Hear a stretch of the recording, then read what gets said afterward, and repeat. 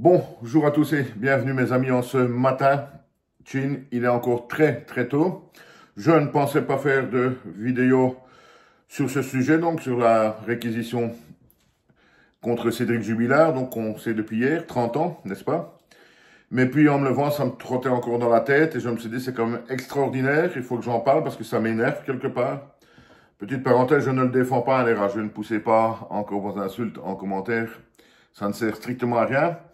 Donc je ne le défends pas, mais j'aime la logique, j'aime la rationalité. Et si on vient d'assister donc à un procès totalement vide, il ne faut pas se leurrer. Il n'y a pas la moindre preuve, il n'y a pas le moindre indice. Il y a beaucoup de racontards de village, de discussions de comptoir, qui malheureusement vont ou risquent de peser extrêmement lourd. On ne sait même pas, et c'est la base, si Delphine Jubilard est bien décédée ou pas. Et donc, dans ces circonstances-là, on parvient à requérir 30 ans de réclusion criminelle contre quelqu'un en France, sans aucune preuve, sans même savoir si la personne est bien décédée. Or, grâce à Internet maintenant, on sait vérifier pas mal de choses, et faites-le. Regardez le nombre de disparitions dites inquiétantes, non résolues, etc.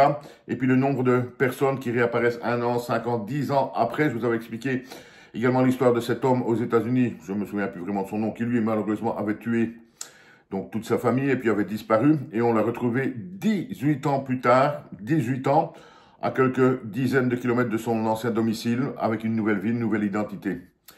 Donc voilà ma réaction, je trouve ça, je vais pas avoir peur des mots, scandaleux et honteux de requérir 30 ans contre quelqu'un sans aucune preuve, sans rien. C'est un véritable scandale.